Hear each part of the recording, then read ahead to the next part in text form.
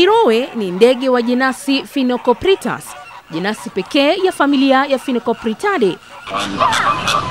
Ndege hawa hukaa kwa maji ya chumvi kwa makundi makubwa.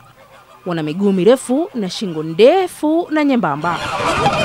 Urefu wao ni kati ya futi 3 na 5. Hula vijema, yani algae, na nduvi ndogo ambazo huzikamata na domo lao zungu linalotumika katika chujio. Tago lao ni kifungu cha matope kwa tundu fupi ambalo ndani yake yai moja linatagwa. Flamingo wanapoangua, watoto huwa na mabawa ya rangi ya kijivu. Je, mbona basi ndege hao wana mabawa ya rangi ya waridi? Ndege hawa wanatimiza msemo usemao mtu hufanana chakula alacho. Mabawa ya rangi ya waridi hutokea wakati flamingo hula vijimea, yani algae, na wadudu wanaopatikana ndani ya maji.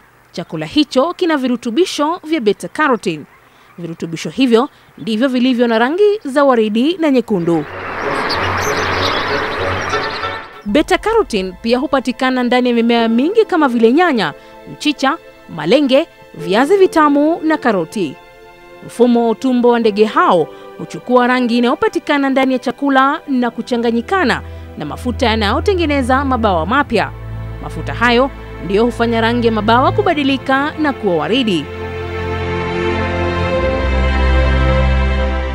Rangi ya ndege huyu inaweza kuwa waridi hadi nyekundu kulingana na kiwango cha rangi inayopatikana katika chakula anachokula ndege mhusika.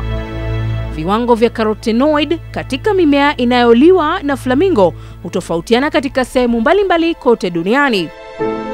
Ndio maana flamingo eneo la Karibi, yani Caribbean, huwa rangi ya machungwa na nyekundu iliyo nyepesi, huku wale wa ziwa Nakuru hapa nchini ni wa rangi ya waridi nyepesi.